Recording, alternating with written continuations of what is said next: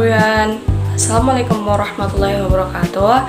Let me introduce myself. My name is Mufidatul Rahma and the student ID is 2050-4054 and I'm from TBIG class B and I want to review the book and the book title is Menciptakan Bumi dalam Perspektif Al-Quran dan Sains.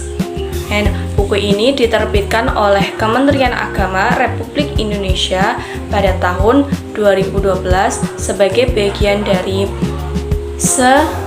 seri tafsir ilmu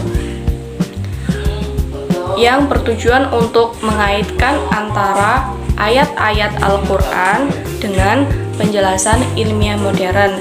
Nah, buku ini itu disusun dari tim Lajnal Pentasihan Mushaf Al-Quran yang bekerja sama dengan Lembaga Ilmu Pengetahuan Indonesia. Tebalnya itu sekitar 130 halaman dan membahas secara mendalam bagaimana sih Al-Quran itu menggambarkan proses penciptaan bumi yang kemudian dijelaskan pada sudut pandang ilmu pengetahuan umum. Nah, isi dan struktur buku ini itu kalau kita lihat dari daftar isinya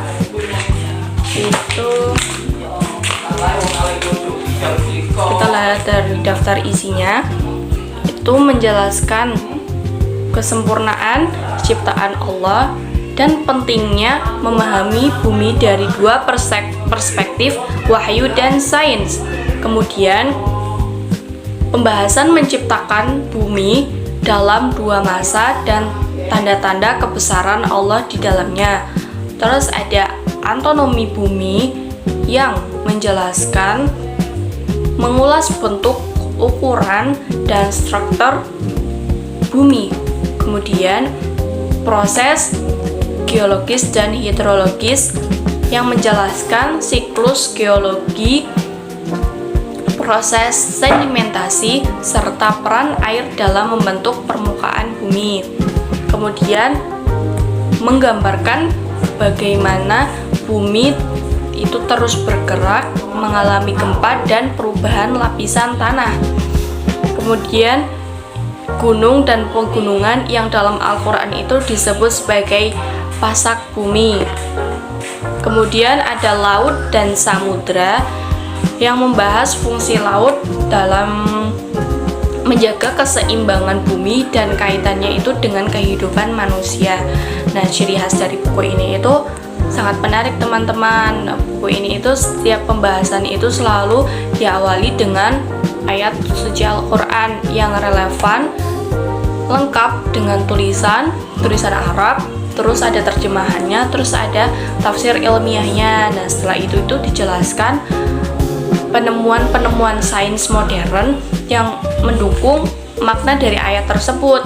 Misalnya pada pembahasan tentang gunung itu dijelaskan bahwa gunung itu berfungsi sebagai penstabilan kerak bumi yang sesuai dengan firman Allah dalam surat An-Naba ayat 6-7. Nah, kemudian melalui buku ini itu kita diajak untuk merenungkan betapa ilmu pengetahuan dan wahyu itu tidaklah bertentangan, melainkan saling melengkapi. Nah, buku ini itu menumbuhkan kesadaran bahwa mempelajari sains dan menciptakan bentuk yang merupakan bentuk ibadah, karena dengan memahami ciptaannya itu kita akan semakin mengenal kebesaran Allah Subhanahu wa taala.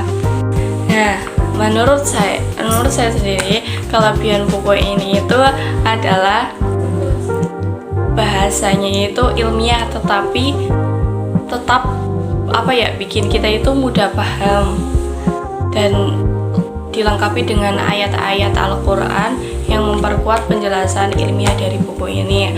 Nah, selain itu gambarnya itu cukup membantu untuk memahami proses-proses alam seperti pembentukan lapisan bumi dan siklus air. Namun karena buku ini itu bersifat akademik, mungkin pembaca umum itu perlu waktu untuk memahami istilah-istilah ilmiah yang ada dalam buku ini. Nah, buku ini itu bermanfaat bagi para pelajar, bisa bagi para mahasiswa dan siapapun yang ingin melihat hubungan harmonis antara agama dan ilmu pengetahuan. Dan buku ini juga membantu kita untuk memahami bahwa setiap fenomena alam adalah tanda-tanda dari kebesaran Allah Ta'ala. Sekian dari saya.